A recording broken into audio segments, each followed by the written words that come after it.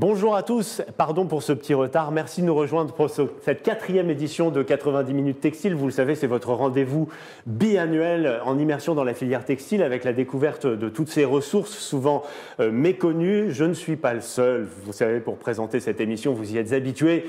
L'inénarrable Olivier Ducatillon est à mes côtés. Bonjour Olivier, qu'on ne présente plus mais qu'on va quand même présenter un tout petit peu. Vous êtes le président de l'UIT et surtout un grand professionnel du secteur puisque vous êtes le dirigeant associé de Lemestre Demester, avec évidemment cette spécialisation dans la fabrication et le traitement du lin. Rappelons que la France est quand même le premier producteur mondial de lin. Tout à fait. Bonjour à tous et merci à nos invités. Avec une charmante écharpe, n'est-ce pas? Signe de ralliement de la fabrication française et du fabriqué en France. La réindustrialisation passera par là. Bon, j'attends toujours la mienne, entre parenthèses. Elle viendra bientôt, on m'a dit, au 5e numéro. Non, si tu n'avais pas démarré en retard, dans les aléas du direct, peut-être tu l'aurais eu. Mais bon. Évidemment, nous sommes assez nombreux sur ce plateau pendant cette heure et demie durant laquelle vous allez tous nous accompagner. Nous allons commencer par Isabelle Ferreira. Bonjour, merci d'être avec nous Isabelle. Vous êtes directrice scientifique adjointe à l'Institut français du textile et de l'habillement. Merci d'être avec nous. Et à vos côtés, Denis Arnoux, co-gérant de France Teinture, président de la Fédération des ennoblisseurs textiles. Vous êtes un habitué de ce plateau déjà. Merci d'être avec nous. Et en face de vous, Bonjour. comme à chaque fois, un grand témoin. Et nous avons l'honneur de recevoir aujourd'hui Olivier Luanzi. Bonjour. Bonjour. Merci d'être avec nous, professeur au CNAM, donc le Conservatoire national des arts et métiers à Paris, et aussi auteur de ce livre important que nous avons tous lu avec beaucoup d'attention sur ce plateau. Donc, réindustrialiser le défi, mais le défi d'une génération, Olivier. Vous pouvez nous en dire quelques mots ? Avec plaisir. En fait, j'ai essayé de répondre à une question simple, c'est est-ce qu'on va finalement réussir à réindustrialiser notre pays? Parce que ça fait à peu près 10 ans qu'on en a l'intention, la volonté politique, il y a eu des très belles choses qui ont été faites, des grands programmes, des milliards d'euros. Mais hélas, quand on regarde un peu les chiffres, les indicateurs macroéconomiques, et notamment la part de l'industrie manufacturière dans la création de richesse de la France, on reste à un niveau très bas. Alors la réponse que j'apporte est oui, on peut y arriver, et notamment parce qu'il y a un formidable potentiel qu'on n'est pas allé chercher, qu'on n'a pas mobilisé, qui est celui de nos PMI et de nos ETI. Depuis 10 ans, 15 ans, on a fait beaucoup de réindustrialisation en incitant les innovations de rupture, les nouvelles filières. C'est bien, il faut le faire, mais les 2/3 de notre potentiel de réindustrialisation, c'est dans le développement des ETI et des PMI ancrés dans nos territoires. Et ce potentiel-là, on ne l'a pas complètement mobilisé. Et donc, j'énonce un certain nombre de pistes, de leviers qu'on peut mettre en route pour permettre de mobiliser ce potentiel. Il y en a certaines qui demandent du budget, d'autres des lois. Aujourd'hui, on est un peu court en budget, on n'a pas vraiment de majorité au Parlement, mais il y a plein de choses qu'on peut faire sans l'un et sans l'autre, en mobilisant notre énergie dans les territoires, dans les régions. Et donc, il y a plein de choses devant nous pour permettre de relancer véritablement cette réindustrialisation. En France, on n'a pas de pétrole, mais on a des idées. Mais on a besoin quand même aussi un peu d'argent public pour le faire. Ne l'oublions pas, même si les temps sont durs. Ça peut aider. En tous les cas, on a beaucoup de chance aujourd'hui et on est ravis et fiers d'avoir Olivier avec nous. Les Italiens ont l'État et Draghi. Et nous, on a Luanzi. Et voilà, on a beaucoup de chance parce que je pense que dans son livre et dans le rapport qu'il a fait pour le gouvernement, Olivier nous en dira peut-être un peu plus tout à l'heure, on trouve des pistes fantastiques et on a vraiment quelqu'un qui maîtrise son sujet et on est vraiment très heureux de t'accueillir parmi nous, Olivier. Merci. Alors avant de détailler le thème que nous avons choisi pour ce 4e numéro, le textile qui protège, je vous propose quand même, on va partir par le général, de vous remontrer à nouveau l'hétérogénéité de cette filière extraordinaire du textile et toute la variété de ses métiers. Et comme quelques images valent 1000 mots, je vous propose de regarder ça en images. On se retrouve tout de suite après.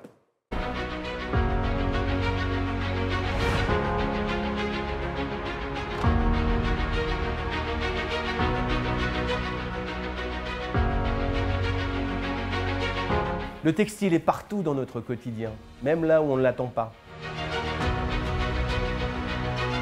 Le textile français, c'est une très grande diversité technique, avec des produits offrant des caractéristiques très diverses, la souplesse, la légèreté, la résistance, l'imperméabilité. Aérospatiale, défense, santé, agriculture, il est même au cœur de notre souveraineté nationale.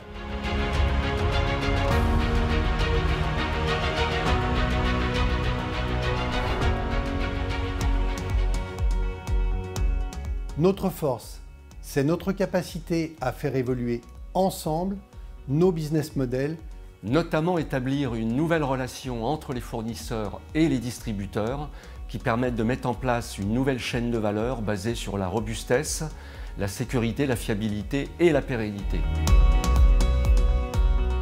Notre force, c'est aussi notre capacité à relever les défis de la réindustrialisation.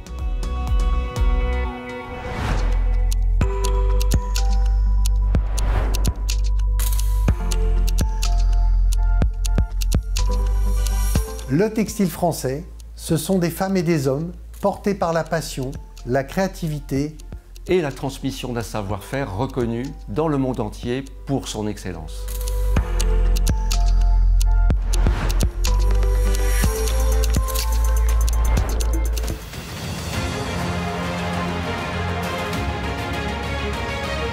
Notre engagement dans la recherche et l'innovation nous permet de faire face aux défis actuels et à venir, et notamment celui d'un développement durable et responsable.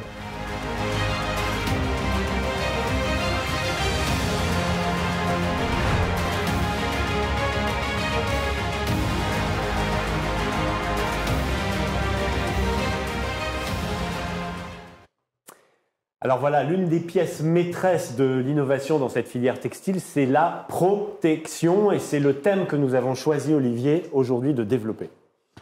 Comme on le disait tout à l'heure en introduction, le textile est souvent là où on ne l'attend pas. Le textile est partout, c'est notre message. Bien sûr, il est sur nous, il est dans les maisons, mais le textile est dans des secteurs aussi différents que l'agriculture, le sport, la santé, la défense, l'aéronautique. Il est partout, outil de notre souveraineté, mais outil de notre protection de l'individu. Et c'est ce qu'on va essayer de vous montrer aujourd'hui pour vous sensibiliser à cette grande richesse et grande diversité de notre industrie. Très bien, et alors évidemment, nous avons quelques interlocuteurs un petit peu partout dans l'Hexagone, des acteurs de la filière à la rencontre de laquelle nous allons. Et nous commençons avec une entreprise très chère à notre cœur, l'entreprise Kermel, qui a été sélectionnée à la grande expo du Fabriqué en France, qui s'est tenue en octobre dernier au Palais de l'Élysée, mesdames, messieurs, mais oui, c'est là-bas que ça se passe. Parlez-nous un tout petit peu de cette entreprise, Olivier. Je pense qu'on va laisser nos invités nous en dire plus, mais Kermel, c'est une marque, c'est un nom que tout le monde connaît et qui symbolise vraiment, idéalement, le mieux cette capacité de protéger les individus grâce à une fibre et grâce à une recherche, une innovation permanente dans cette société qu'on est fiers d'accueillir avec nous aujourd'hui. Alors avant de nous entretenir avec nos interlocutrices, quelques images, regardez.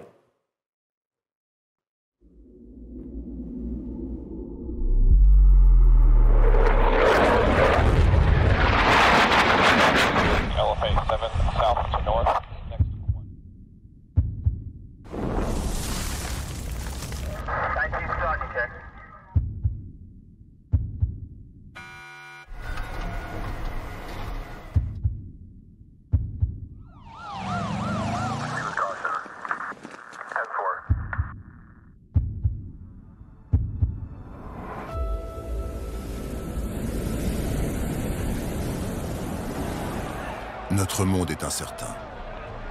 Les dangers évoluent.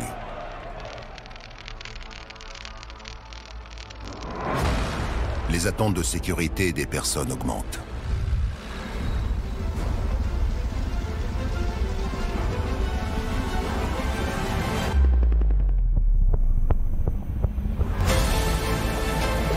Depuis notre création, nous apportons des réponses nouvelles pour mieux protéger les hommes et les femmes en intervention.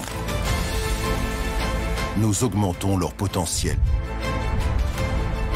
À partir de notre fibre Kermel, nous concevons des solutions textiles innovantes. Nous avons une conscience élevée de notre responsabilité face aux enjeux de leur mission. Nous portons estime et respect à leur vocation et engagement. Nous dédions notre mission à celles et ceux qui ont choisi de prendre des risques pour sauver, protéger et sécurisée.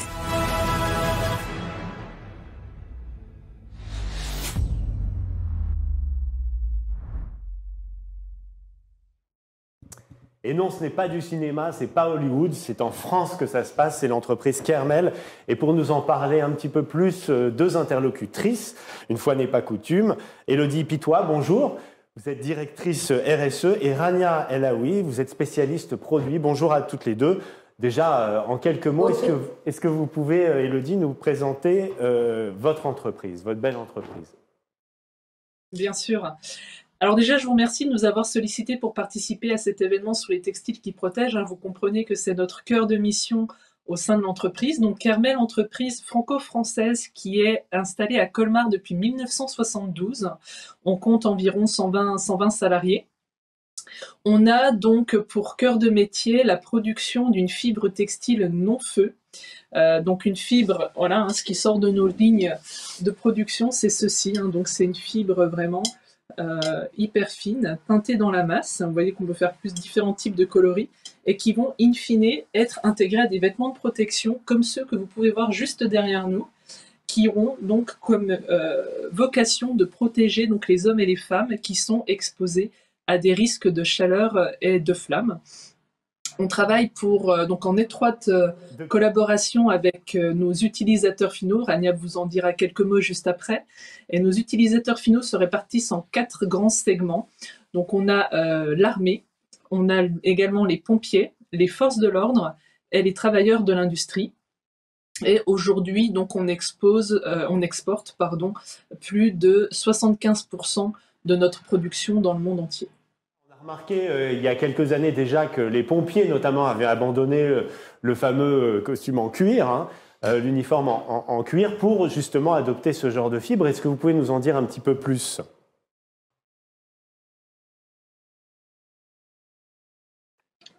Alors Rania, oui. Voilà, Rania. Ouais, je vais reprendre. Merci Boris. Donc je vais juste vous parler un petit peu des caractéristiques de la fibre Kermel. Donc il s'agit d'un polyamide imide qui est classé dans la famille des méta-aramides. Donc c'est une fibre qui ne fond pas, ne goûte pas et ne propage pas les flammes. Donc elle va agir en tant qu'un excellent isolant thermique pour prévenir des risques de brûlures graves dans des environnements notamment qui vont être exposés à des chaleurs extrêmes ou à des flammes directes. Elle va également permettre la réalisation de solutions textiles très résistantes mécaniquement, notamment à la déchirure ou à l'abrasion, donc pour permettre in fine d'avoir des tissus qui vont être plus durables. Donc dans nos segments de marché comme a cité Élodie, donc quand on parle de propriété, on ne va pas parler uniquement de propriété thermique ou mécanique, mais on va également parler de propriété de confort et de légèreté, notamment pour éviter tout ce qui est risque justement de surchauffe et pour prévenir, pour réduire plutôt les risques qui vont être liés à la fatigue quand il y a des missions de longue durée, ou encore de propriétés qui vont être liées à l'aspect ou à la visibilité, voire à la protection chimique. Donc effectivement, nous, nos experts textiles et nos spécialistes produits, dont j'en fais partie, on va aller donc à la rencontre des utilisateurs finaux sur les marchés pour déterminer le besoin et pouvoir le traduire en solutions innovantes. Donc la réflexion va se porter sur plusieurs axes. Donc le premier, ça va être le mélange de matières qui va nous permettre in fine d'avoir ces propriétés thermiques, mécaniques, antistatiques ou encore de confort, par exemple en mélangeant des matières hydrophobes ou hydrophiles. Puis on va porter également la réflexion sur la construction ou l'armure du tissu qui va donner son aspect final à l'étoffe et puis va permettre donc de travailler sur la durabilité, le poids donc qui va donner la légèreté et pour pouvoir également optimiser les caractéristiques des matériaux qu'on va utiliser. Puis pour finir, on va travailler donc sur le finissage qui lui va procurer donc au tissu les caractéristiques supplémentaires donc par traitement notamment par exemple hydro-oléophobique ou des traitements de teinture ou encore des impressions dans le cas de l'armée par exemple pour faire des camouflages. Voilà. Alors, comme je l'ai dit en introduction, vous avez été sélectionné au... Pardon? Il y a un petit décalage, pardon. Oui, je voulais juste répondre à votre question sur les pompiers. Donc, effectivement, c'est le travail qui est fait par nos équipes sur la partie développement textile qui a permis la mise au point de solutions textiles pour justement le segment des pompiers, leur permettant, j'allais dire, de ranger les vestes en cuir au placard, hein, et d'avoir quelque chose de beaucoup plus confortable et agréable au porter. Voilà, ça travaille vraiment de toute cette réflexion qu'on va être amené à développer les solutions et les faire évoluer pour répondre aux risques actuels, qu'ils soient thermiques ou que ce soit des notions de confort et d'aspect. Beaucoup plus adapté, on l'imagine, aux situations de dangerosité et d'urgence. Donc, comme je le disais en introduction, vous avez été sélectionné à cette exposition, grande exposition du Fabriqué en France, qui s'est tenue à l'Élysée en octobre dernier. Comment vous l'avez vécu? Alors écoutez, c'était une immense fierté pour nous, hein, pour toute l'entreprise, pour tous les salariés, les hommes et les femmes qui travaillent au quotidien pour justement produire cette fibre Kermel. Donc voilà, on vous a partagé effectivement quelques éléments par rapport à cette participation. Donc on a été sélectionné. Il y a une entreprise, hein, qui est sélectionnée par département.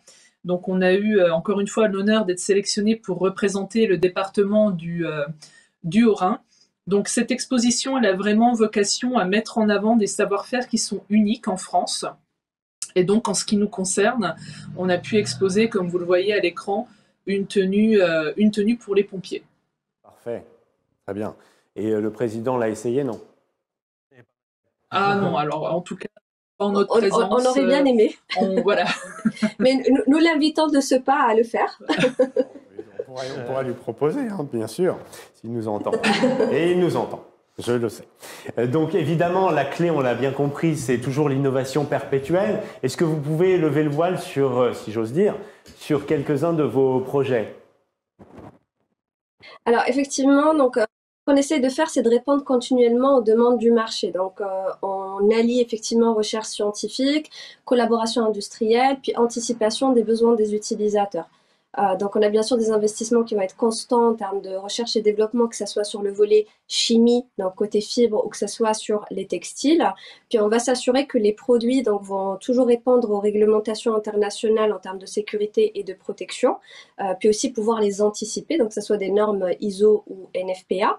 Puis l'élément cardinal, c'est vraiment cette proximité qu'on va avoir avec les acteurs de la chaîne textile et avec l'utilisateur final pour pouvoir étudier notamment des risques émergents, co-développer, faire des tests en conditions réelles et avoir des retours terrain. Ce qui fait in fine qu'on va avoir des développements et des projets qui vont être sur mesure et qui vont surpasser les exigences normatives. Tout en tenant compte également donc, de l'aspect environnemental, où on a une demande qui est croissante sur l'économie circulaire. Donc là, on investit également dans les outils de production pour pouvoir les optimiser, réduire l'empreinte carbone. Et puis, on a un gros travail qui se fait également sur le recyclage de nos solutions. Alors, pour vous citer quelques exemples de projets qu'on mène actuellement, alors on travaille bien sûr sur des projets qui sont liés à la fibre, mais c'est confidentiel. Mais je vais vous donner quelques exemples sur des projets notamment textiles, où là on travaille sur le développement d'une solution notamment pour les unités spéciales des forces de l'ordre, qui va permettre de réduire les risques contre les artifices de mortier. Donc là il va s'agir d'une structure donc, qui doit être suffisamment renforcée pour répondre aux risques thermiques, tout en gardant une qualité d'aspect qui doit être impeccable et un confort au porté. Puis pour parler un petit peu du pompier, donc là on travaille sur un tissu qui est très résistant thermiquement, qui va rentrer dans la composition des vêtements multicouches des sapeurs-pompiers pour les tenues d'intervention feu de structure, où on va favoriser des structures qui vont être thermoréactives, qui permettront d'alléger le système multicouche final. Et donc là, il va y avoir une encapsulation d'air qui va se passer par une réaction de retrait différentiel lorsque le tissu va être soumis ou exposé à des chaleurs intenses ou à des flammes intenses. Ouais, impeccable. On n'a pas tout compris, hein, c'est quand même assez technique. Nous, on est tous des spécialistes. Ça a l'air super. Donc en tout cas, merci beaucoup à toutes les deux, Élodie et Rania, pour vos explications. Vous nous avez fait quand même un petit peu rêver avec tous ces projets d'innovation. J'imagine qu'il y a pas mal de réactions en plateau, Olivier.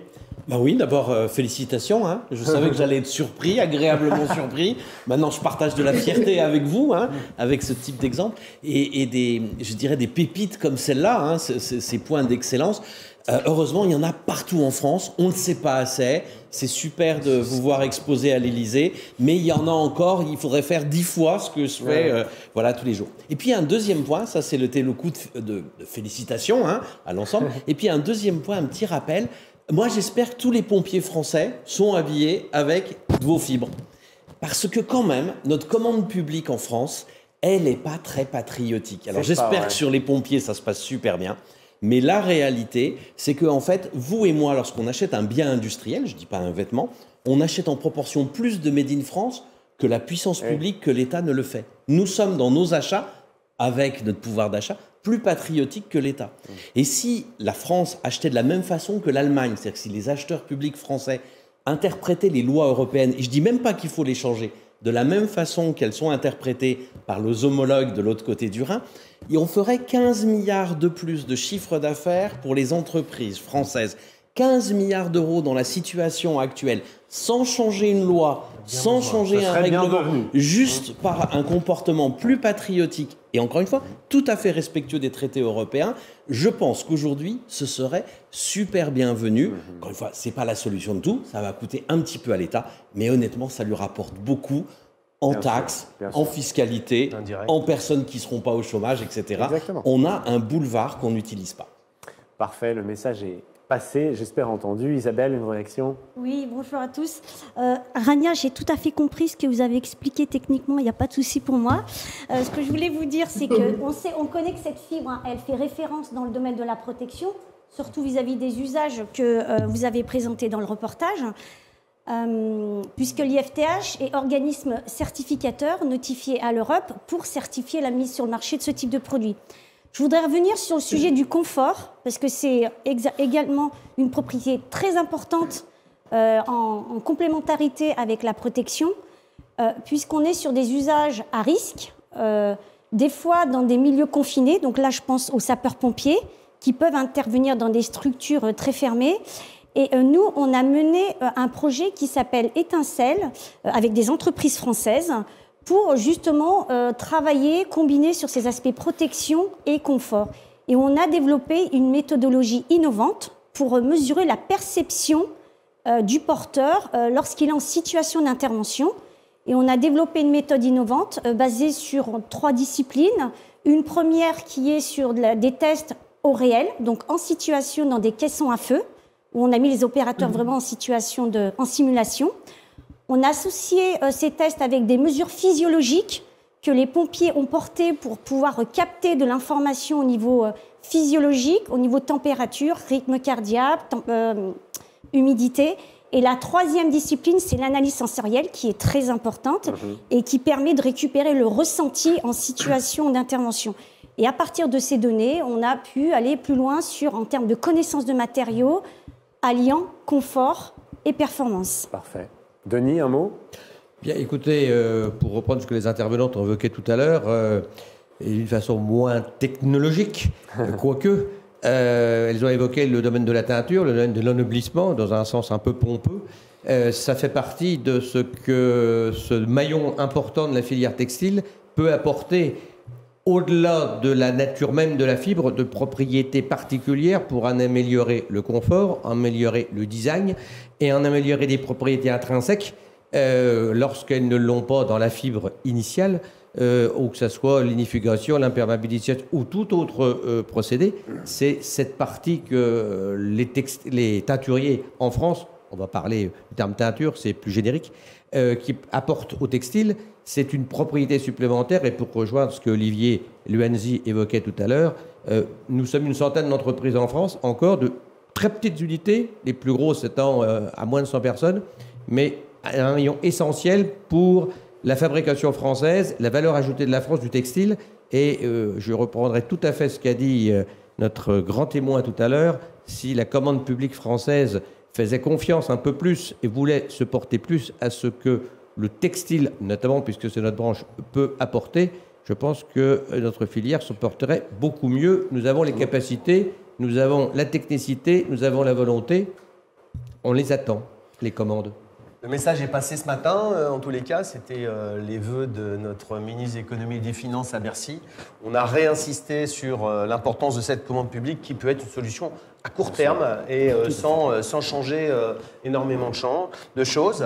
Je voudrais saluer, encore une fois, se dire qu'on est fiers d'avoir des entreprises comme la vôtre et que quand on peut fabriquer en France, on peut faire des choses innovantes, justement, quand on se donne du mal, on se donne du mal pour faire de la recherche, et ça fonctionne très bien, et on l'exporte partout dans le monde. Donc je pense que votre exemple doit être inspirant, même si je suis complètement d'accord avec Olivier, il y a plein d'autres petites pépites comme ça, et c'est ça qui est important, c'est de savoir qu'on est capable de le faire, et il ne faut pas s'asseoir et pleurer, il faut continuer à investir et à se dire qu'on peut le faire. Et je voudrais revenir sur l'IFTH, qui est parfois... la taille de nos entreprises fait qu'on n'ose pas pousser la porte de l'IFTH, qui a des solutions à proposer avec des financements pour oser l'innovation, oser la recherche. C'est aussi, dans la situation qui est la nôtre aujourd'hui, la clé pour la survie, le développement de nos entreprises. Alors, les vêtements techniques ne sont pas forcément l'apanage de marques extrêmement spécialisées comme Kermel. Les marques de l'habillement s'y mettent aussi. Je ne sais pas si vous vous souvenez, il y a quelque temps, nous avons diffusé un sujet justement sur une marque de prestige, Saint-James, que vous connaissez tous, et qui nous avait présenté un projet de pull anti-lacération. Je vous propose de revoir ces images. Bonjour Boris, bonjour Olivier. Alors, qu'est-ce qu'un pull anti-lacération ? C'est le pull que je porte sur moi. En fait, c'est un pull qui résiste. Si vous prenez un couteau, une lame de couteau, ça résiste au mouvement de la lame. Donc, c'est un pull dit de protection, voilà, qui est issu d'une technologie de tricotage double face. Vous avez une face coton. Et dessous, vous avez une face anti-lacération. Voilà. Donc c'est un pull que nous avons développé. Nous avons mis 3 ans pour le développer. Il fait l'objet d'un brevet. Il a la chance, c'est un pull à la fois élégant, discret, qu'on lave en machine et qui est résistant donc à la lacération des lames de couteau. Très élégant, je vous le confirme. Comment ça s'est traduit chez vous exactement? Quel process? Alors, en fait, on a une équipe de R&D à la fois dédiée à Saint-James pour la mode textile. On a 20 personnes, modélistes et bien sûr des stylistes. Et puis pour le côté protection, on a mis en place un tricoteur qui a travaillé sur les fils, sur la technique, avec la personne du modélisme. Il faut savoir que Saint-James réalise à peu près 5% de son activité avec la Marine nationale, l'armée de terre, l'armée de l'air. Donc on avait pour idée de sortir un pull de protection discret, non seulement pour nos armées, mais également pour tout ce qui est service de sécurité, sécurité rapprochée des chefs d'État, des ministres, également pour les boîtes de nuit, pour tout ce que les services de gardiennage. Voilà. Et c'est un pull qui est commercialisé uniquement via une société sans père Invicta, puisque c'est un pull qui est commercialisé en B2B, puisqu'on vérifie à chaque vente de pull à qui on vend. Parfait, donc c'était la marque Saint-James que vous connaissez tous. Ce sont des images que nous vous avions diffusées il y a un petit peu plus d'1 an. Alors, une petite réaction là-dessus, Olivier ? Oui, je ne vais pas revenir sur le sujet de la commande publique, parce que ce type de pull s'adresse, comme ça a été dit, à du B2B et notamment à des personnes qui sont dans les forces de l'ordre. Je fais juste une petite incidente sur Saint-James, sur l'autre partie de son activité, qui est celle de l'habillement au quotidien, et insister encore une fois sur un autre levier de notre réindustrialisation, qui est entre nos mains, nous les citoyens consommateurs. Alors il y a naturellement ceux pour qui la fin du mois est très compliquée, et à ceux-là, ils ont déjà suffisamment d'efforts à faire dans la vie pour que peut-être on ne leur en demande pas plus, mais ceux qui ont un certain pouvoir d'achat peuvent utiliser clairement leur carte de crédit comme un moyen de réindustrialiser. Et je vais vous donner ce chiffre qui m'a surpris quand on l'a mis en avant, c'était dans la préparation du livre que vous avez présenté. S'il y a un tiers des ménages, ceux qui ont le plus de pouvoir d'achat, si un tiers de ces ménages dépensaient l'équivalent d'un café, quelques euros en plus par jour, toute l'année, pour acheter du Made in France plutôt qu'acheter du Made in ailleurs, et on fait l'hypothèse qu'il y a 30% de différence, c'est quand même pas mal, eh ben on ferait 15 milliards d'euros en plus dans le Made in France, notamment pour s'habiller, pour se chausser, pour s'équiper.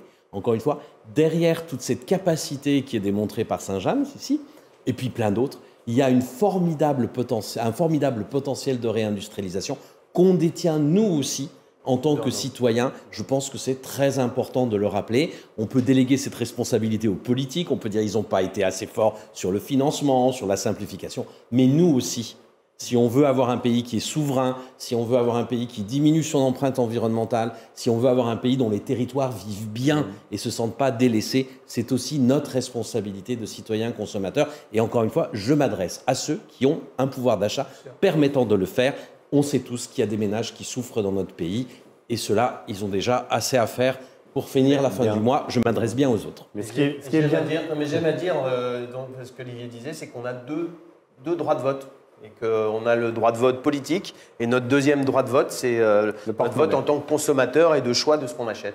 Et c'est pour moi un deuxième droit de vote. Voilà. Mais depuis que j'écoute Olivier, j'ai l'impression de me sentir un petit peu plus riche. Je ne sais pas si vous avez cette impression-là. Mais c'est vrai que l'argent, on peut aussi le trouver de manière assez simple. Nous allons peut-être redonner la parole à Isabelle pour que vous nous expliquiez un petit peu la fonction de l'IFTH. Dont vous êtes une des directrices techniques. Avec plaisir. Donc l'IFTH, donc Institut français textile habillement, on est le centre technique français de la filière pour les entreprises industrielles et les marques. On a deux missions principales.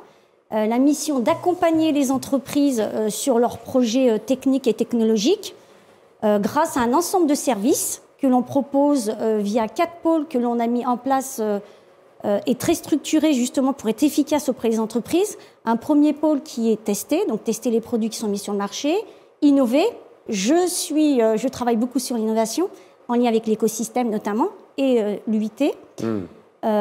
Certifier, qui est un gros sujet et très important pour nos entreprises. Donc, on certifie donc les EPI qui sont mis sur le marché, donc marqué HCE. On est l'organisme représentatif de l'association Ecotex, pour labelliser les produits Ecotex. On gère également le bureau de normalisation textile habillement par délégation de l'AFNOR. Et la dernière activité, c'est la formation. Sur notre deuxième mission, c'est de travailler et de nourrir l'écosystème, donc notre écosystème textile, pour répondre aux grands enjeux de la filière. On parle de transition environnementale, on parle de nouveaux matériaux, donc on a vu des exemples tout à l'heure, et on parle également de tout ce qui est industrie du futur. Donc là, moi, je travaille beaucoup avec nos fédérations professionnelles, les pôles de compétitivité et également l'écosystème innovation. Aujourd'hui, l'IFTH, c'est 145 collaborateurs, dont 110 ingénieurs et techniciens. Donc ça, c'est très important à préciser. Et nous maîtrisons l'ensemble des étapes de la chaîne de la valeur, du fil jusqu'à la confection. Et on a vraiment des compétences clés en termes de mise au point de fil, de recyclage et d'ennoblissement. On est équipé de plateaux techniques, de laboratoires pour accompagner nos entreprises dans leurs projets, depuis la preuve de concept jusqu'au prototypage et à l'industrialisation. Au niveau national, on est présent dans différentes régions. Donc là, nous, on est là vraiment en support de nos entreprises pour les aider au quotidien.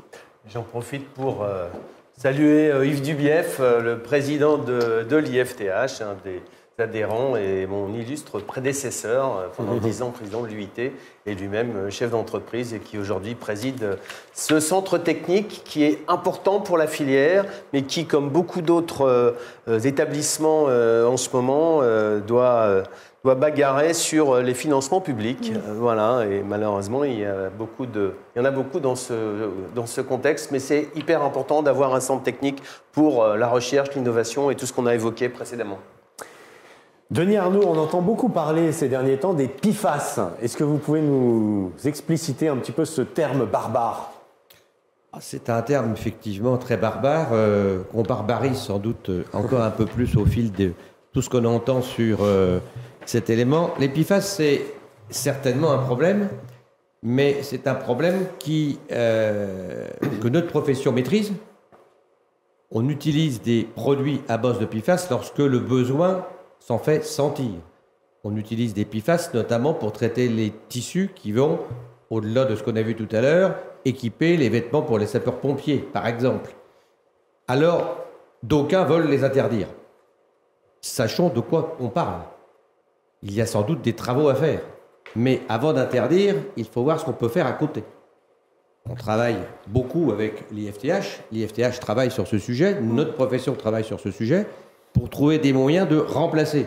Le tout, c'est pas de dire on interdit, puis on verra le temps qu'il fait après, parce que ça sera la meilleure solution pour qu'encore un peu plus notre profession perde des marchés. Parce que si on ne trouve pas d'ersatz au PFAS, eh bien, on fera produire les articles ou les tissus à l'autre bout du monde, où peu de monde s'inquiète des moyens avec lesquels ils sont faits, et puis on perdra des marchés. Donc, certes, il faut faire quelque chose, certes, notre profession sait où on doit utiliser des PFAS, où on est obligé d'utiliser des PFAS aujourd'hui. Travaillons pour les éliminer, et puis demain, lorsqu'on sera prêt, eh bien, éliminons-les. Mais, par ailleurs, il ne faut pas oublier que des PFAS, il y en a un petit peu partout. Dans la profession, on sait ce qu'il faut faire. Ce n'est pas la peine de nous expliquer que des grands vilains veulent tout de suite nous interdire tout en disant vous êtes des tueurs, vous êtes, etc.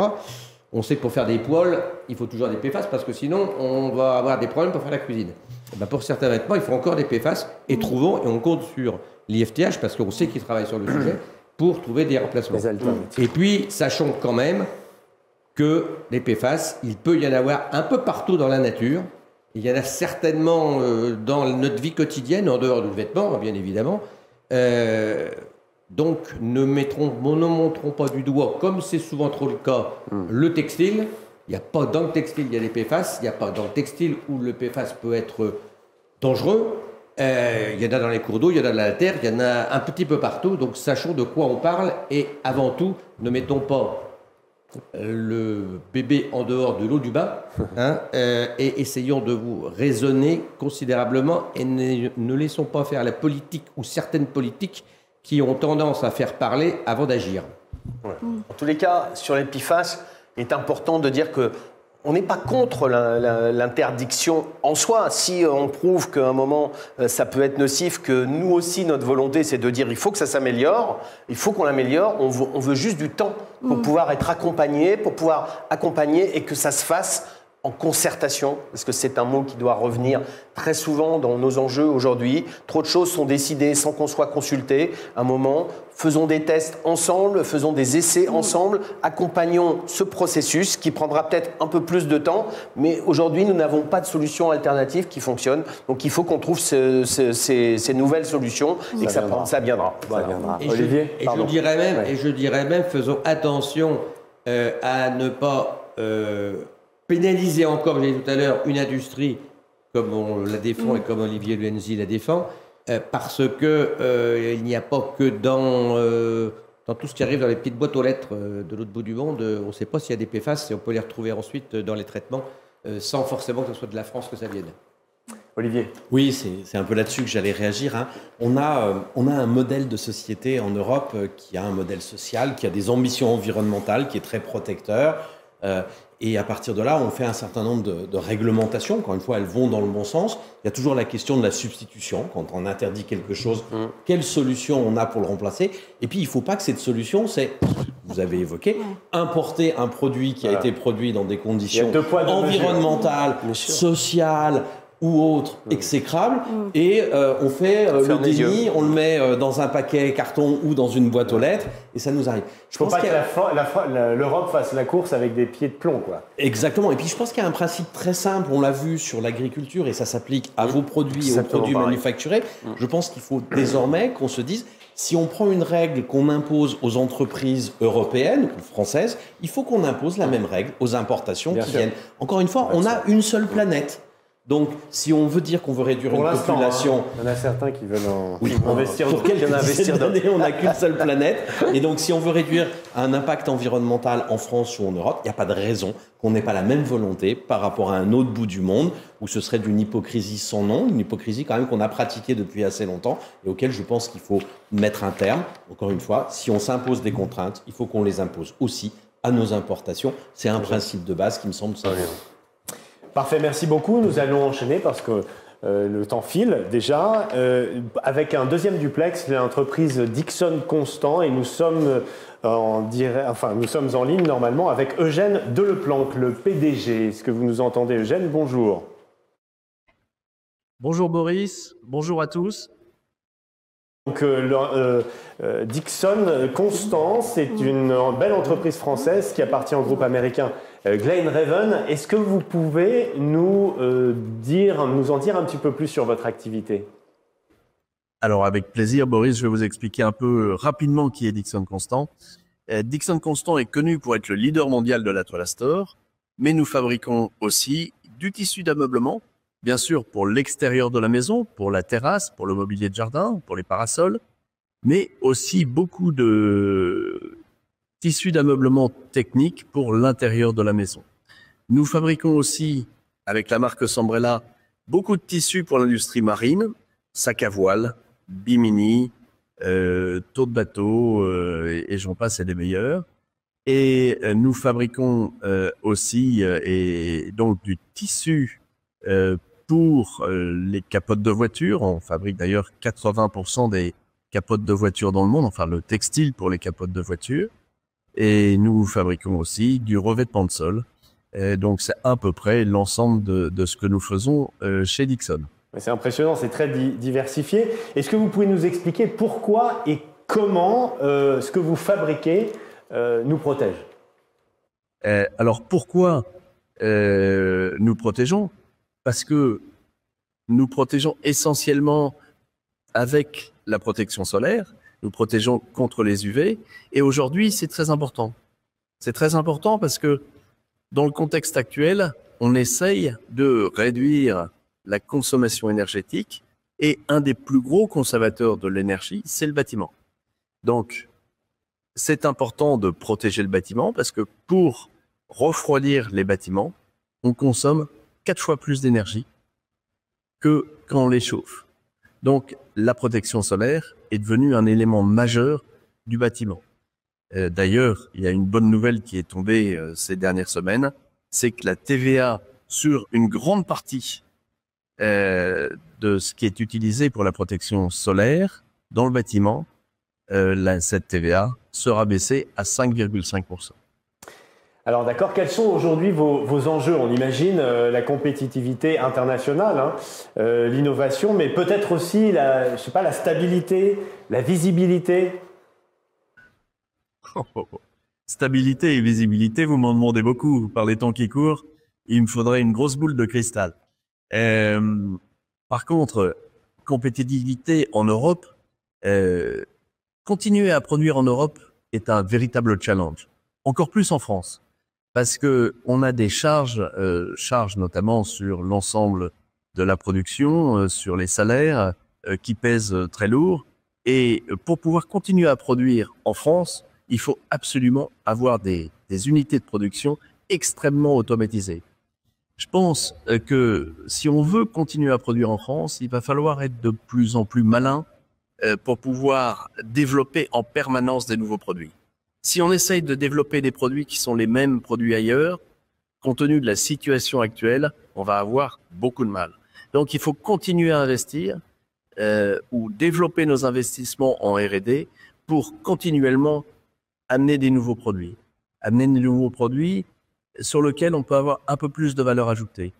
Alors on sera copié dans 3 ans, dans 5 ans, mais pendant cette période-là, il faut pouvoir se développer pour pouvoir créer de la valeur, pour continuer à pouvoir créer d'autres produits par la suite.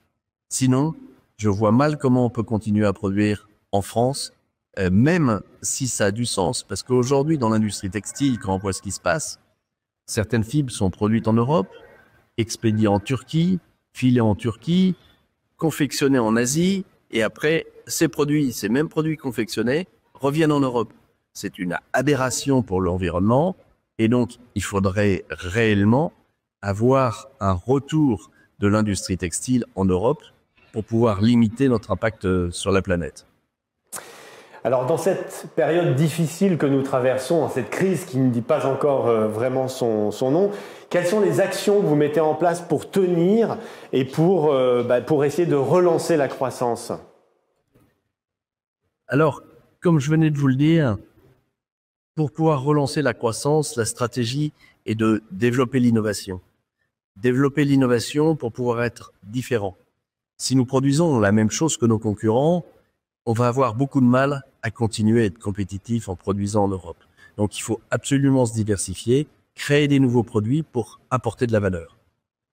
La deuxième chose, nous contrôlons surtout en ce moment l'ensemble de nos coûts. Nous essayons de rester compétitifs, donc on contrôle tous nos coûts dans l'ensemble de l'entreprise.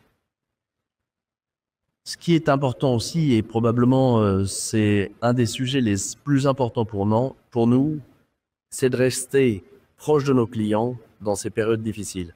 Proche de nos clients pour bien connaître leurs besoins, pour pouvoir les aider, pour pouvoir développer avec eux les produits dont on aura besoin et pour pouvoir travailler ensemble pour pouvoir développer le marché.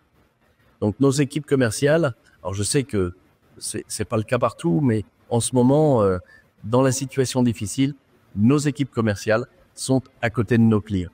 On essaye de faire le nécessaire pour développer avec eux des actions de co-branding, de marketing, pour pouvoir accélérer la demande pour les produits.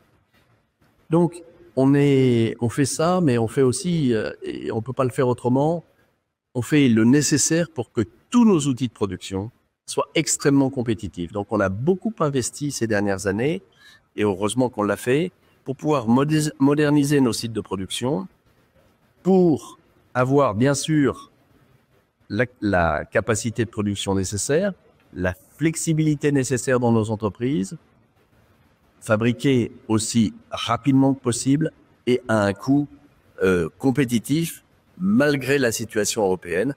Et pour ça, on est obligé d'automatiser au maximum l'ensemble de nos unités de production. Alors Eugène, dernière question. On sait que chez Dixon Constant, la protection de l'environnement est une vraie préoccupation. Est-ce que vous pouvez évoquer pour nous votre dernière action de recyclage ? Alors, on a beaucoup travaillé ces dernières années pour limiter l'impact de nos productions pour la planète.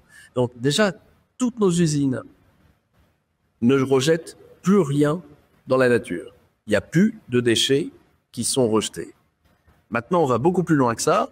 C'est que les toiles produites et les déchets de production de nos usines sont recyclés pour en faire de la fibre, remélangés avec de la fibre pour en faire du fil. Donc, on utilise nos propres déchets. Maintenant, on est en train de mettre en place un autre process beaucoup plus important. C'est qu'on récupère l'ensemble des déchets de nos clients qui confectionnent et on récupère l'ensemble de ces déchets pour pouvoir en recréer des filets de fibre, puis après de la fibre qu'on mélange avec de la fibre neuve, pour pouvoir en faire du fil, pour pouvoir en faire du tissu. Et la prochaine étape, c'est pour la fin de cette année, nous allons récupérer l'ensemble des toiles des clients de nos clients, donc des toiles usagées, qui seront là aussi redécoupées, effilochées, remélangées avec de la fibre pour pouvoir en faire du fil et des produits. Et donc, ces collections qui sont fabriquées à partir de toiles recyclées ont beaucoup de succès et on est absolument débordé par les demandes sur ces produits-là et c'est bon signe et ça nous aide à être beaucoup plus propre. Merci beaucoup, c'est impressionnant de pouvoir recycler comme ça à l'infini, un petit peu comme le verre. Hein. On le fait aussi pour le textile. Merci beaucoup, Eugène, au revoir. Merci, Eugène. Merci beaucoup Boris pour vos questions pertinentes et bonne année à tous, bonne année pour le textile, bonne année 2025. C'est vrai qu'il n'est pas encore trop tard pour souhaiter nos meilleurs vœux, on ne l'a pas fait. On ne l'a même pas fait. Ben voilà, bonne année à tous. Ça passe tellement vite. Évidemment, et 2025, vous allez voir, ce sera une année importante et déterminante pour nous tous. Une petite réaction, Olivier, rapide. Oui, d'abord, encore une fois, impressionné par les avancées qui sont faites sur l'économie circulaire. Hein. On sait que c'est un des enjeux clés de demain en termes d'empreinte environnementale. Et moi, je suis, quand je me déplace dans des territoires, que je visite des PMI, des ETI, impressionné par le nombre de projets qui sont lancés sur ces thématiques-là. Je voudrais revenir sur un point qui est celui de la compétitivité qui a été évoqué. Alors, c'est vrai, en France, on a un vrai sujet de compétitivité, notamment de compétitivité dite fiscale. On a un ensemble de charges qui sont beaucoup plus importantes. Encore une fois, on aime bien se comparer à l'Allemagne. Je vais refaire cette comparaison-là. Si la fiscalité avant le résultat, c'est-à-dire pas la manière dont on répartit la valeur ajoutée qui est créée entre ce qui reste dans l'entreprise, ce qui va à l'actionnaire, ce qui va à l'État, mais toutes les charges, notamment les impôts de production, qui sont avant. Si la fiscalité allemande était appliquée aux entreprises industrielles françaises, cela libérerait 20 milliards d'euros par an.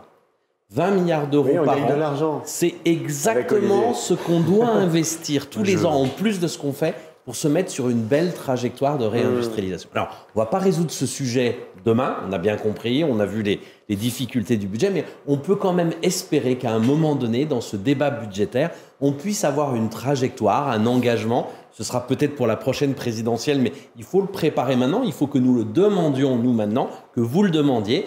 Quand est-ce qu'on a une trajectoire qui nous permet de nous remettre au même niveau que nos partenaires européens en termes d'impôts de production? L'enveloppe globale est de l'ordre de 20 milliards. Et puis, il y a un deuxième point qui a été évoqué un petit peu en filigrane, que j'ai envie de mettre en avant. C'est celui de quelque chose qu'on peut faire. Nous avons de l'électricité décarbonée disponible en France. Nous en avons même tellement que nous en avons exporté 90 TWh l'année dernière. Ça veut dire entre 15 et 20% de notre production.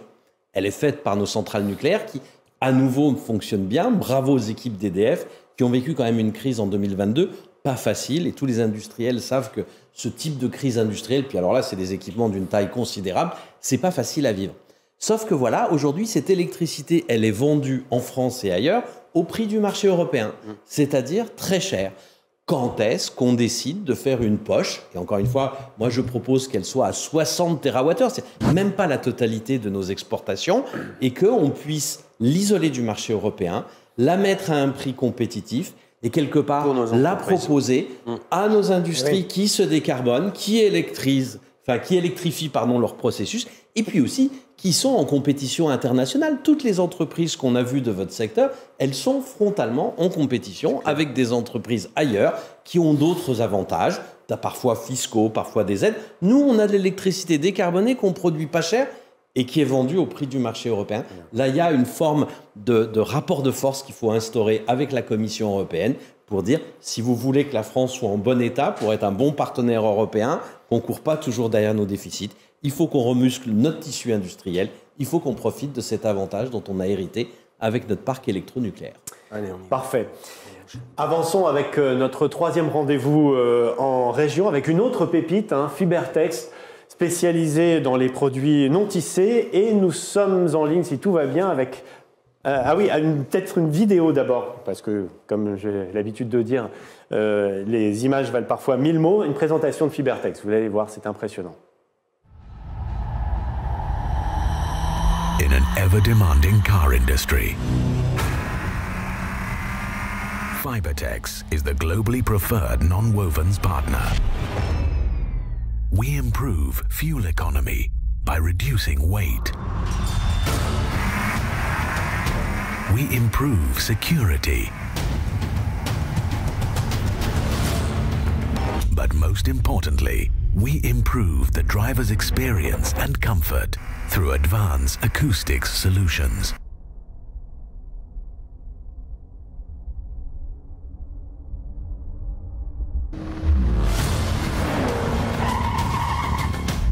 We improve the overall cost efficiency.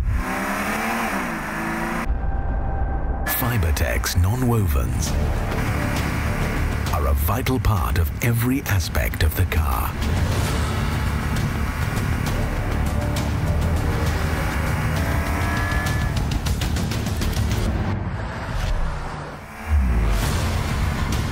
The possibilities for implementation are endless.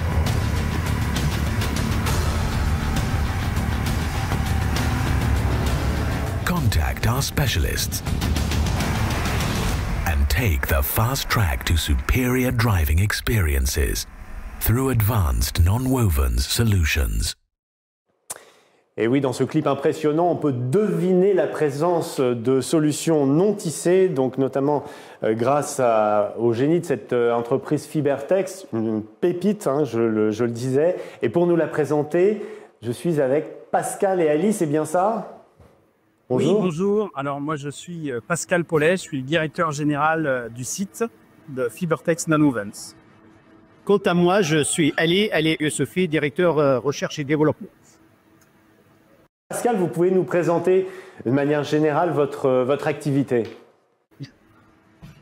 Fibertex Nonwovens, donc nous sommes une société qui conçoit, fabrique et commercialise des solutions de non-tissé.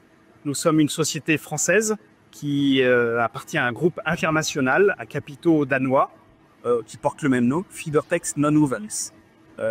C'est à peu près 300 millions d'euros de chiffre d'affaires et un peu plus de 1000 personnes sur 8 sites. En France, tous les deux, avec Ali, nous sommes situés donc sur le site dans le Maine-et-Loire, à Chemillé en Anjou, entre Angers et Cholet. Alors le non-tissé, qu'est-ce que c'est? Ça fait partie des textiles techniques. On part de fibres, de polyester par exemple, de viscose, de polytro, et on part de fibres très très courtes, de l'ordre de 3 à 4 cm. On vient les mélanger, constituer un voile qu'on va venir consolider par différentes technologies. Alors la première pour nous, c'est l'aiguilletage. Donc c'est des milliers d'aiguilles qui viennent enchevêtrer les fibres entre elles et créer des nœuds entre les fibres. Et puis on a également sur le site la technologie d'hydroliage. Et donc c'est des jets d'eau qui viennent remplacer les aiguilles. L'exemple qui parle au grand public, c'est les lingettes bébés, par exemple, ou les lingettes d'essuyage. Voilà, ça fait partie de l'industrie textile. Alors, on est présent sur différents secteurs.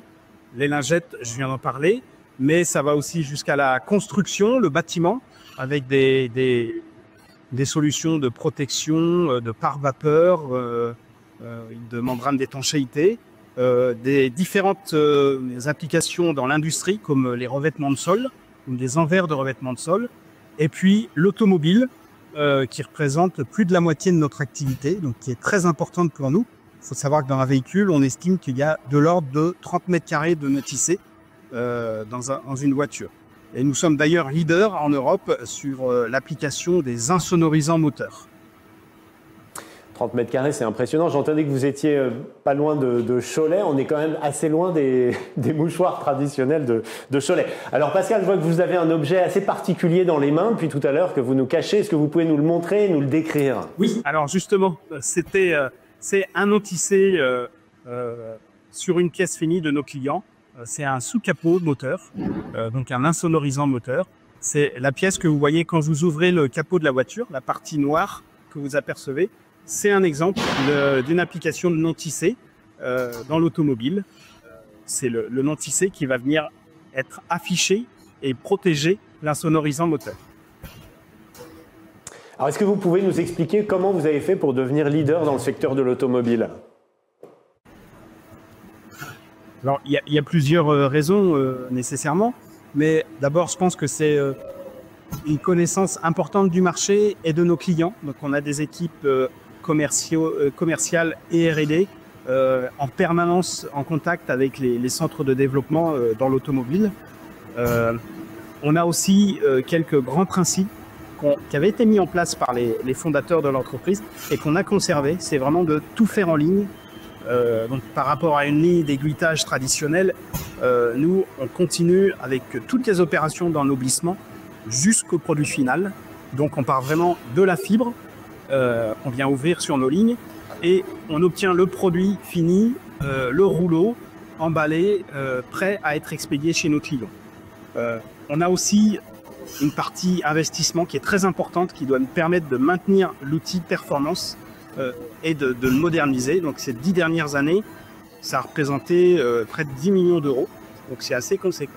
Et puis la dernière chose aussi, c'est l'investissement dans les équipes, hein, les hommes et les femmes qui travaillent sur le terrain.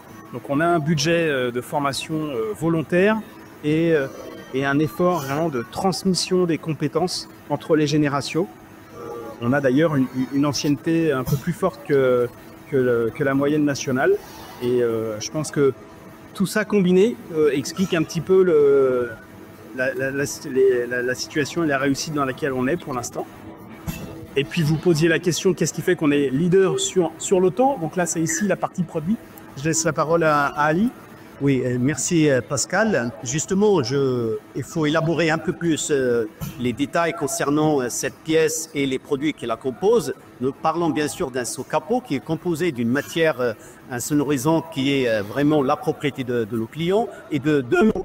C'est ce qu'on appelle chez nous la surface d'aspect et le B-side, comme, ou plutôt, excusez-moi du terme anglo-saxon, c'est plutôt la partie B. Les deux non-tissés dont on parle ici, ce sont des masses très légères. On parle ici d'un non-tissé, d'un textile entre 50 et 100 grammes en masse totale. Et ces non-tissés sont composés de 3 structures, je dirais, complémentaires qui font fonctionner le produit. On a une partie fibreuse, une partie chimique qui répond à pas mal d'exigences, et beaucoup d'exigences, je dirais, et non pas mal, et une partie adhésive qui permet à nos clients d'associer nos produits avec leurs matériaux. Au-delà des caractéristiques mécaniques qui sont demandées pour faire le thermoformage et associer nos produits avec les matériaux de nos clients, notre produit doit répondre à quelques exigences qui sont très importantes au niveau de l'industrie automobile. La première, c'est la barrière au feu, la barrière à la chaleur, la barrière aux projections des fluides. Et surtout, et je dirais à la fin, notre non-tissé doit contribuer à l'amélioration acoustique des véhicules. Ça paraît un produit assez léger, assez simple, mais il est assez complexe au niveau de sa conception et surtout de son industrialisation, sachant, comme il vient de le dire Pascal, nous devons tout faire en une seule phase pour que nos taux soient maîtrisés. Avant une dernière question, peut-être une réaction, c'est impressionnant ce qu'on vient de voir et d'entendre. Tout à fait. Enfin, encore une fois, chacun des témoignages apporte son lot de fierté et puis de surprise en découvrant ces pépites. Je voudrais revenir sur un point qui est important. Si on veut continuer à développer de l'industrie en France, il faut pouvoir investir. Donc là, on a une entreprise qui a la chance de participer d'un groupe international qui lui permet d'investir 10 millions d'euros en quelques années. Mais ce n'est pas le cas de toutes les entreprises françaises. Et nous avons un souci en France qu'on peut résoudre, qui encore une fois ne demande pas de budget public, ne demande pas de loi, c'est le financement dans ce qu'on appelle le haut de bilan, c'est-à-dire en fonds propres de nos entreprises. Les PMI françaises se financent beaucoup en dette. Alors la dette, c'est sympa parce que vous avez toujours un banquier à côté de chez vous, vous allez le voir, et si l'entreprise va bien, il vous donne une ligne de crédit. Sauf que quand les temps sont plus mauvais et que vous n'avez pas assez de fonds propres, la moindre difficulté, vous vous retrouvez en difficulté de paiement, et même si vous avez un super produit, un super carnet de commandes, eh ben, vous risquez de vous retrouver en redressement judiciaire. Et c'est une caractéristique très forte des PMI françaises qui n'ont pas assez de fonds propres. Or, nous, Français, avons une épargne considérable. Nous avons 6 600 milliards d'euros d'épargne financière, et je ne compte pas dedans les appartements ou les maisons, l'épargne immobilière qui n'est pas liquide. Si nous pouvions mettre 2 à 3% de cette épargne au service de notre industrie, on aurait 200 milliards d'euros, et encore une fois, c'est la somme qui est nécessaire pour faire notre réindustrialisation sur la prochaine décennie. Mais aujourd'hui, allez voir votre banquier en disant « Monsieur ou Madame la conseillère, j'ai 5 000 euros où je voudrais mettre les traînes de mes enfants à Noël sur un compte qui permette le développement du tissu industriel de ma région, de mon territoire. » Vous allez avoir quelqu'un qui va écarquiller les yeux. Il n'a pas de produit à vous proposer. Aujourd'hui, nous avons de l'argent, nous Français, pour développer notre industrie. Et ce n'est pas taxé, hein, c'est investir. On pense que ça peut rapporter 4 à 5% de taux d'intérêt par an. C'est mieux que le livret A. C'est mieux que le livret A. Et pourtant, quand vous allez voir vos banquiers, nous n'avons pas de produits qui permettent de mobiliser notre épargne, qui est très conséquente, pour développer notre tissu industriel. Et le paradoxe de tout ça, c'est, vous savez combien de dettes américaines nous détenons, nous Français ? Environ 200 milliards d'euros. L'argent dont on a besoin pour faire notre réindustrialisation, comme on l'a, elle est disponible, mais qu'on n'a pas le tuyau pour l'amener auprès des PMI qui sont dans nos territoires, qui nous rendent fiers, qui font partie de l'identité de ces territoires, eh ben on la met dans les produits qu'on nous propose, et elle se retrouve, par le biais de la finance internationale, à financer l'économie américaine, ce qui est quand même un sacré paradoxe. Très bien, on va retrouver juste Pascal Elie une seconde, juste pour vous demander comment vous envisagez de rester, de conserver cette position de leader. Pour compléter, on voit qu'on a encore de nombreuses idées pour le développement de produits, et on en a aussi sur nos procédés de fabrication, nos process. On a des actions et un plan d'action sur la réduction de notre consommation d'énergie. On a mis en place un projet de ce qu'on appelle monitoring des énergies. Donc c'est un ensemble de mouchards électroniques placés sur l'ensemble de nos machines qui va nous permettre de cartographier l'ensemble de nos consommations et de mieux nous aider à venir agir là où on peut baisser nos consommations d'énergie. On a aussi investi l'année dernière dans une station de traitement d'eau qui va nous permettre de réduire de 80% nos rejets d'eau. Donc on va quasiment rien rejeter à la station d'épuration. Et plus globalement, c'est vraiment ce qui peut paraître comme contrainte environnementale, les transformer en opportunités pour nous aider à nous améliorer et aussi nos clients et répondre à leurs demandes également de réduction des émissions de CO2. Et puis, on continue à investir dans les hommes. Donc voilà, j'en profite pour passer le message. En 2025, on va embaucher encore entre 15 et 20 personnes dans l'entreprise. Denis, rapidement, une réaction sur les actions de recrutement? C'est tout à fait un sujet important dans notre filière, même si pour certains c'est un petit peu moins prenant en ce moment pour les raisons qu'on connaît, mais en tout état de cause, c'est un problème de fond. Donc il existe deux choses dans notre filière. D'abord une convention avec France Travail qui a été passée il y a quelques mois en arrière, qui permet d'avoir une écoute et un travail constructif avec France Travail pour nous trouver du personnel et puis nous aider à les former, parce que n'oublions pas dans notre métier qu'il faut embaucher, mais il faut former, et qu'il n'existe quasiment plus d'organismes de formation, ou très peu. On a parlé d'IFTH tout à l'heure, mais d'IFTH ne peut pas tout faire. Et il y a du travail à faire auprès de nos entreprises et d'aider nos entreprises à former. Et puis il y a également la plateforme French Tech, qui est une plateforme qui permet une mise en relation avec les candidats et les entreprises qui cherchent des candidats. C'est un produit du textile qui a permis déjà de faire ses preuves, qui a permis jusqu'à maintenant de rapprocher un certain nombre de candidats auprès d'entreprises qui cherchaient. Je crois que d'ailleurs il va y avoir un petit sujet très court qui va présenter cette plateforme dont on est assez fier dans le textile parce que elle répond tout à fait à nos besoins. Alors voilà, justement, avant de voir les images que vous venez d'évoquer, on va juste dire au revoir à Ali et Pascal qui nous ont bien expliqué en fait le cœur de leur activité. Merci beaucoup à tous les deux. Okay. Très bien. Eh bien, merci de nous avoir donné cette opportunité de présenter Fibertex. Merci Olivier, merci Boris et bonne continuation à tous. Et puis on va continuer à vous suivre directement sur le réseau. Merci. Et comme Denis vient de le dire et comme nous sommes très en retard, tout de suite les images de la plateforme French Tech. Bonjour, je suis Laurence, je travaille pour Unitex, l'organisation professionnelle textile, et je vais vous expliquer ce qu'est French Tech. Aller sur le site, c'est vous permettre d'accéder à la filière et la représentativité de cette filière et de bénéficier de toutes les actions de communication qui sont initiées sous la marque French Tech. De pouvoir de façon simple diffuser nos offres, collecter des candidatures. Permettre aussi d'avoir tous les CV en un seul et même endroit. Et effectivement, grâce à French Tech, on a quelques recrutements récents qui ont été des succès. En résumé, le site est à la fois un outil d'information sur les métiers, les formations, les entreprises du textile, qui vous fait travailler votre marque employeur, qui vous permet, grâce à la multidiffusion, de toucher des cibles très larges. Et puis enfin, une tarification qui est à votre avantage grâce à un modèle économique partagé et faisant état de financement national. Olivier, French Tech.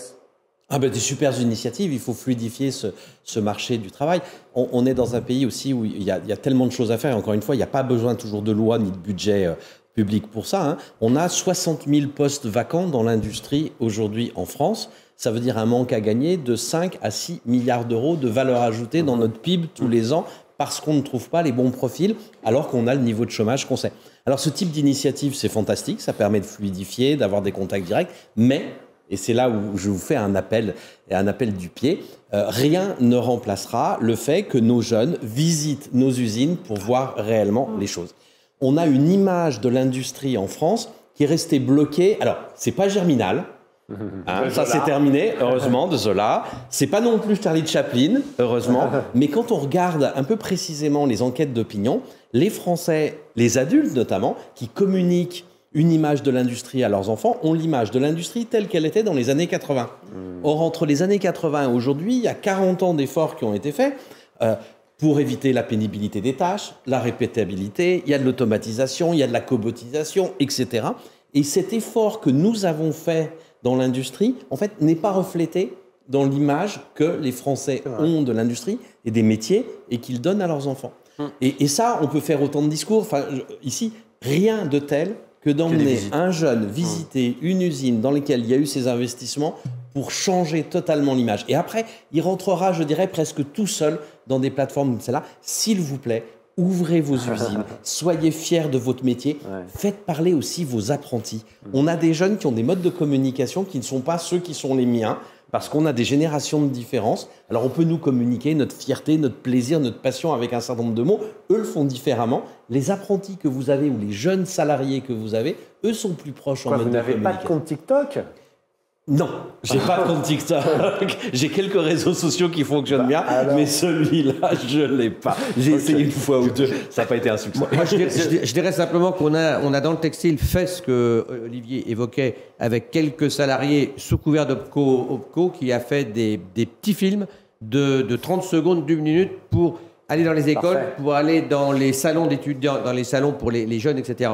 Et d'autre part, il est extrêmement important, alors je rejoins absolument Olivier, c'est le monde de l'éducation qu'il faut qu'on amène dans nos entreprises. C'est celui-là même qui en est sorti il y a 40 ans, qui a mis une barrière entre les deux. Et c'est vraiment ça qu'il faut qu'on fasse tous ensemble, parce que c'est capital, c'est ramener l'éducation nationale dans l'entreprise. Et il y a plein d'efforts qui sont faits dans tous les territoires, dans beaucoup d'entreprises qu'il faut saluer, mais surtout, il faut persévérer, continuer. C'est un sujet pour moi, dans un climat qui n'est pas très optimiste, pour moi, c'est un vrai sujet d'optimisme. Il y a tellement de choses qui sont en train de se passer avec l'industrie que j'aimerais voir 10 fois plus grand que ce que c'est aujourd'hui en termes de clips, etc. Mais il y a ça, c'est un superbe travail, ça va porter ses fruits. Continuons, persévérons. Parfait. Je veux juste faire passer le message par rapport à notre émission, ce qu'on est en train de faire.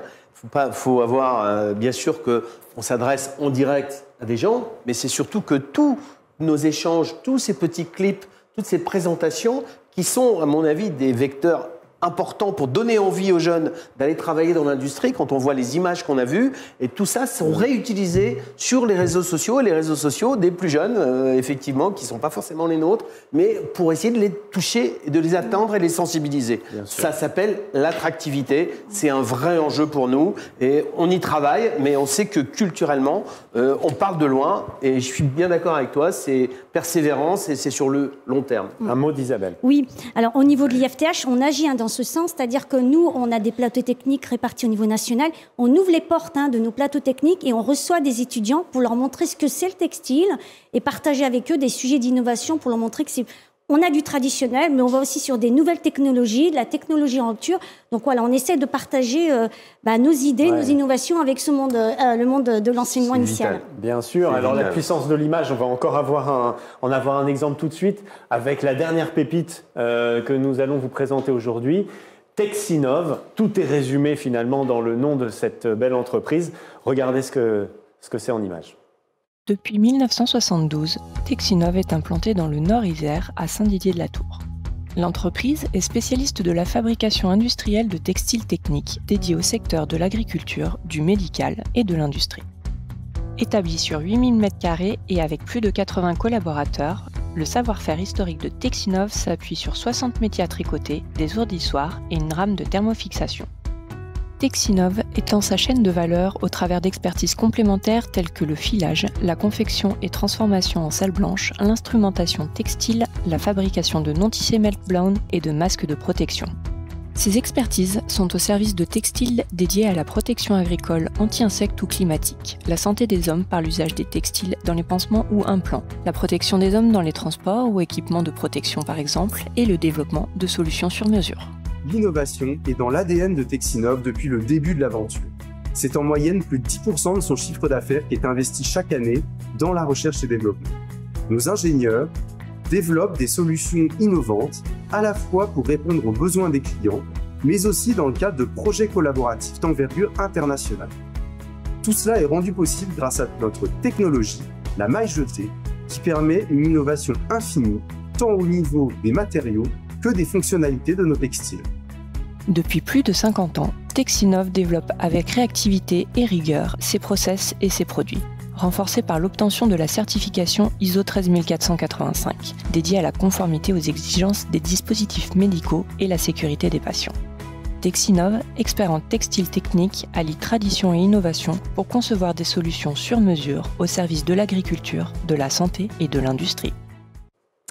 Impressionnant évidemment. Et pour nous en parler un petit peu plus en détail, Étienne Tanqueray, bonjour. Vous êtes le directeur général de Texinov. Est-ce que vous nous entendez?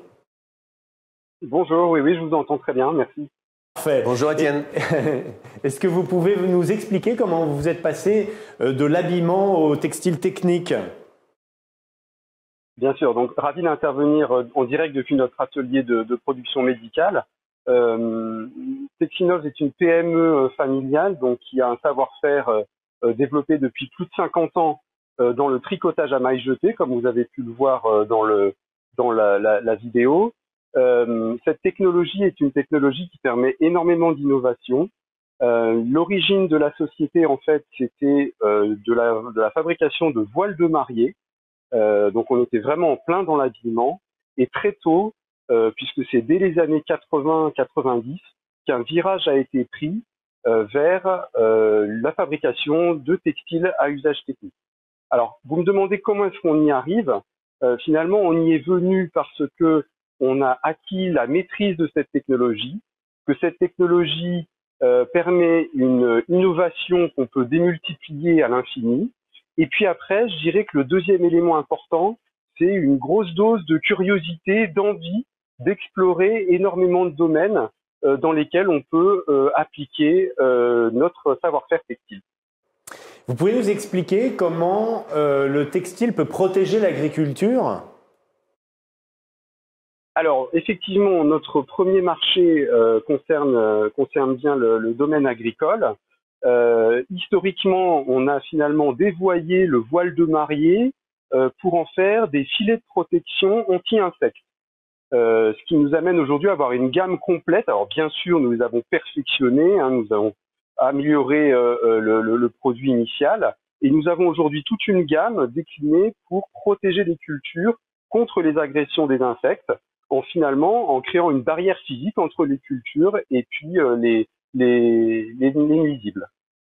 Ça, c'est vraiment le cœur de gamme, mais on ne s'arrête pas là. On a également développé toute une gamme de protection contre les aléas et les excès climatiques, où nous avons des filets finalement qui permettent de protéger les cultures contre les agressions du soleil, contre le vent, contre la pluie, également contre la grêle, qui est un fléau qui se répand de plus en plus, et contre le gel.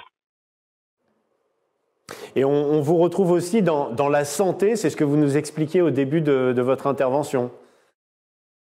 Oui, effectivement, je suis dans l'atelier dédié à la production médicale. Nos textiles techniques ont également des applications dans ce domaine-là, à plusieurs titres. Le premier, c'est pour la fabrication de pansements, puisque nous fabriquons du textile que nous traitons ensuite sur notre rame de thermofixation et qui est ensuite utilisé par nos clients pour confectionner des pansements. On va également se diriger dans une activité qui est le textile implantable dans le corps humain, où là on a étendu notre chaîne de valeur au maximum puisque nous avons intégré en interne la production de fils. Donc aujourd'hui nous partons des granulés et nous sommes capables de fabriquer en interne notre propre fil de qualité médicale. Et nous fabriquons des implants qui sont ensuite façonnés par nos clients avant d'être utilisés par les chirurgiens. Toujours dans le domaine de la santé, et comme l'innovation n'a pas de limite, nous avons également commercialisé un dispositif de textile lumineux où on vient insérer dans nos tricots finalement des fibres optiques qui permettent de diffuser de la lumière. Ce dispositif médical, pour votre information, permet de traiter les pré-cancers de la peau et c'est un travail qui est issu d'un projet collaboratif européen. C'est incroyable, l'hétérogénéité. Quand on pense que tout ça, ça part du voile de la mariée, c'est quand même dingue. Non, mais Excuse-moi, Étienne, je t'interromps, mais je pense qu'il faut s'arrêter, il faut saluer ça, parce que finalement, c'est l'image du textile. C'est que le textile, ça fait partie de notre patrimoine, ce sont des technologies anciennes, mais on voit quelle résilience, quelle adaptabilité, quelle flexibilité on a eu pour être capable de passer de ce voile de mariée à tout ce que tu viens de nous exposer. Je trouve ça génial, mais c'est un bon résumé. C'est ce qui caractérise notre textile et ce qui nous donne de l'espoir pour la suite, parce qu'on est toujours capable, on a toujours été capable de se réinventer. On est passé au travers des crises, on a bien morflé au travers du temps, et on est toujours là avec des pépites comme la tienne. Et bravo, et encore une fois, que ça inspire tous les autres. Étienne, vous pouvez, pour terminer, nous parler de vos process industriels, parce que je crois que vous placez un soin particulier à la protection aussi de l'environnement et des hommes, on l'a vu, bien entendu. Oui, alors je vais y venir, mais juste avant, je voudrais quand même préciser qu'on a continué la diversification et l'innovation en tirant parti finalement de la crise Covid, puisque nous avons répondu présent et toute l'entreprise a répondu présent au moment de la crise Covid, donc toujours dans le domaine médical, pour intégrer la production de masques. Donc aujourd'hui, Texinov, c'est aussi un fabricant français à disposition de l'ensemble du pays pour produire des masques chirurgicaux et des masques FFP2. On dispose aujourd'hui de 3 lignes de production très haute cadence qui permettent de répondre aux besoins du pays. Cette intégration, elle a été très très loin, puisque on a également eu l'opportunité d'intégrer la fabrication du meltblown, qui est la matière filtrante qui est utilisée dans les masques. Je ne sais pas si vous vous en souvenez, mais au moment de la crise Covid, on avait une pénurie mondiale de cette matière-là. Maintenant, on dispose de capacités en France pour produire ce non-tissé et Texinov en fait partie. Alors maintenant, dans le domaine de l'industrie... Pardon. Là, c'est pas grave. Dans le domaine de l'industrie, effectivement, nous avons un certain nombre d'activités. Elles sont vraiment très variées. C'est vraiment le domaine dans lequel on travaille sur cahier des charges pour répondre à nos clients. Dans le domaine de l'industrie, on a développé des filets anti-lacération, donc des textiles qui permettent de résister aux agressions dans le domaine du transport pour protéger les sièges de train. Parfait. Toujours dans le domaine industriel, nous avons développé un textile pour répondre aux besoins d'un client, qui est un textile en 3 dimensions, qui est très résistant à la compression et qui permet de protéger des tuyaux de transport de gaz qui sont utilisés en sous-marin, puisque ces tuyaux sont exposés à de fortes pressions et notre textile vient absorber finalement une partie de cette contrainte. Et enfin, notre textile dans le domaine industriel, il protège aussi les hommes. On y revient, puisque nous fabriquons des textiles qui sont résistants à la chaleur et non feu, qui sont ensuite intégrés, par exemple, dans la fabrication de vestes de pompiers pour leurs interventions. Incroyable, vous êtes partout, en fait. Presque partout. Pas sur Mars, mais bientôt sur Mars, on imagine. Ouais. Alors moi, j'ai une petite réaction. Je trouve fantastique les cas d'accord que vous venez de nous montrer. Et il y a un point que j'aimerais souligner pour l'ensemble de nos auditeurs. C'est l'intégration entre l'amont et l'aval. Là, encore une fois, on part d'une matière première et on va jusqu'à un produit fini. Et aujourd'hui, il y a une forme de réflexion. Vous savez, en 2001, il y a eu « Ah, on va faire un pays sans usine. On va garder la recherche et on ne va pas produire. » On voit l'impasse dans laquelle ça nous a donné. Et aujourd'hui, il y a une petite musique sur laquelle je voudrais vous alerter qui dit « Oh, on va réindustrialiser, mais uniquement sur l'assemblage. Uniquement sur l'aval. L'amont, les matériaux, ça consomme de l'énergie. Voilà. Il faut absolument lutter contre ça. Ces exemples l'illustrent. Il n'y aura pas d'innovation dans les usages s'il n'y a pas de l'innovation dans les matériaux. On ne sera pas bon dans l'aval si on n'est pas bon dans l'amont. Et il faut absolument éviter qu'on nous refasse le coup du pointillé où on va diviser l'amont, l'aval, comme on avait divisé la recherche et le développement et la production. Tous ces exemples nous démontrent comment c'est absolument essentiel pour l'innovation. Et puis, peut-être un dernier mot, c'est merci pour ce Tour de France. Regardez, j'aimerais qu'on ait une carte de France pour positionner. On a des pépites comme ça partout en France. On a de l'innovation technologique partout en France, dans les métropoles, mais aussi dans tous nos territoires. Et ça, c'est notre force. Et puis ça nous permet à ces territoires de vivre, de se développer, d'être branchés sur le commerce international et sur l'innovation. C'est juste fantastique. Alors, Tanqueray, donc de Texinov, vous auriez tout à fait pu figurer dans ce sujet de TF1. Pour la prochaine, on leur dira. Ça sera pour la prochaine fois, Étienne. Un grand merci en tous les cas. Merci pour ton témoignage. Merci à vous, merci pour l'opportunité de mettre en image Texinov. Bien sûr, toujours. C'est déjà la fin de cette émission et évidemment on va tous se dire au revoir et peut-être un mot de conclusion. On va commencer avec Isabelle. Oui. Une belle émission. Tout à fait. Alors, comme on a pu le voir, hein, l'innovation joue dès l'amont jusqu'à l'aval. Donc, tous les acteurs, tous les métiers sont concernés par l'innovation.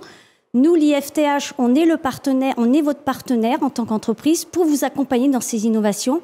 On a des plateaux techniques, on a des ingénieurs et on a aussi un service veille qui est très important puisque pour pouvoir être innovant, il faut aussi voir un petit peu ce qui se passe au niveau européen et mondial pour aller chercher de la différenciation et des innovations. Donc, on est là pour vous accompagner. Denis, un mot ? Je vais reprendre un certain nombre de termes évoqués par Olivier tout à l'heure. Énergie, investissement, maillage du territoire.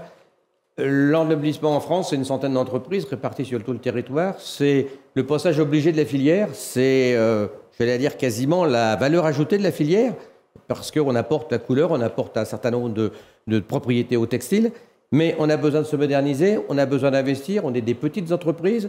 Quand je sais qu'il y a des agences françaises qui investissent auprès des entreprises à condition qu'elles soient dans des pays en voie de développement, peut-être que les milliards, d'autres milliards, en plus de ceux évoqués par Olivier tout à l'heure, pourraient être utilisés sur notre territoire pour maintenir cette industrie en France parce que, comme l'a dit Olivier tout à l'heure, la réindustrialisation passe déjà peut-être par le maintien de l'industrie actuelle, celle qu'on connaît, celle qui fait la force de notre pays qu'on a vu dans ces différents reportages, et puis aussi ne pas oublier le personnel, la formation et d'aider nos entreprises à cette formation, au transfert des compétences et des savoir-faire, parce que le métier du textile, c'est avant tout des savoir-faire, compétences, habitudes qu'il faut transmettre aux nouvelles générations, des gestes qu'on doit amener dans nos entreprises, parce qu'un pays ne peut vivre qu'avec une richesse industrielle. Très bien. Tout ça, c'est que des mots positifs, Olivier. Je vais presque reprendre le même schéma. Hein. On a parlé beaucoup d'innovation et c'était au cœur de cette émission. À côté de ça, il y a d'autres leviers qu'on a abordés. Hein. Il y a naturellement l'énergie décarbonée et puis compétitive. Il y a l'achat Made in France, que ce soit de la puissance publique ou de nous, consommateurs, lorsqu'on en a le pouvoir d'achat. Il y a la formation, il y a l'attractivité de nos métiers qui sont des leviers sur lesquels on peut travailler. Il y a le financement, la mobilisation de notre épargne. Quand on a la possibilité de mettre quelques milliers d'euros, c'est peut-être mieux de les mettre sur notre tissu industriel français que de les envoyer pour financer le tissu industriel nord-américain. Et puis surtout se rappeler quelque chose qui est important. Moi j'adore l'industrie et je pense qu'autour de cette émission aussi, mais on fait pas de l'industrie que pour faire de l'industrie. On fait de l'industrie pour de la souveraineté. On fait de l'industrie pour remaîtriser notre empreinte environnementale et d'être capable de la réduire et donc de laisser un monde vivable à nos enfants et à nos petits-enfants. Et puis pour une troisième raison, qui est de créer de la richesse dans tous les territoires. Les services à valeur ajoutée, c'est super, mais ça se met plutôt dans des métropoles. On ne mettra pas des plateaux de traders ou des cabinets d'avocats d'affaires dans des sous-préfectures. Par contre, on peut y mettre des superbes usines comme celle que vous nous avez montrées, innovantes, 4.0, qui créent de la richesse pour le territoire et puis qui le connectent au monde entier. En tout cas, toutes ces belles idées, elles sont résumées dans votre ouvrage qui a inspiré un petit peu la réalisation de cette émission. Donc, la réindustrialisation, c'est le défi d'une génération. Ça ne se fait pas en 2 secondes, mais ça se fait en une génération et on peut y arriver, on va y arriver aux éditions Déviation. Et c'est une lecture évidemment passionnante et inspirante, vous l'aurez bien compris. Un dernier mot, Olivier. Tous les cas, des raisons d'y croire. Merci Olivier pour ton enthousiasme, ton optimisme et puis les pistes au travers du rapport et de ton livre. Petit coup de gueule avant de finir sur une note positive. Petit coup de gueule, c'est que le rapport qu'Olivier a fait, quand on voit tout ce qu'il nous dit, mais ce rapport, il a été mis vertical au niveau du gouvernement. Et ça, c'est incompréhensible parce qu'il y a des actions, il y a des idées, il y a des choses très concrètes. Le pragmatisme qui nous manque tant et dont on aurait besoin Je sais pas vous, mais moi je militerais pour que dans les prochains gouvernements, peut-être qu'Olivier puisse avoir une place et retrouve ce rapport et son livre. Merci encore pour tout ce que tu fais et pour tous ces messages réconfortants. Vous l'avez compris, on va pas s'asseoir, on va pas pleurer. 2025 s'annonce difficile, mais on est là, on se bat, on se bagarre. Et en plus, 2025, c'est une année particulière pour l'UIT. Eh oui. On fête nos 125 ans. Et comme vous l'avez vu, on fait partie du patrimoine français, on a des savoir-faire centenaires, mais on est toujours là et on s'adapte et on arrive à innover, à être résilient, innovant, et on garde cet enthousiasme, cette raison d'être qui fait qu'on sera encore là demain pour fabriquer en France un textile innovant et français. Alors bonne année à tous, merci, on compte sur vous. Merci à tous. Merci. En tout cas, le thème du prochain 90 minutes textile est déjà trouvé. On se retrouvera évidemment au printemps pour évoquer ce 125e anniversaire qui est important pour la filière. Rendez-vous compte, 125 ans, ça se fête quand même avec beaucoup de joie et d'espoir. Merci à tous. Merci Isabelle, merci Denis. Merci à tous les Oliviers qui ont peuplé ce plateau. On vous retrouve avec beaucoup de bonheur dans à peu près 6 mois, un petit peu moins même. Ouais. Salut à tous et bon courage et belle année. Merci.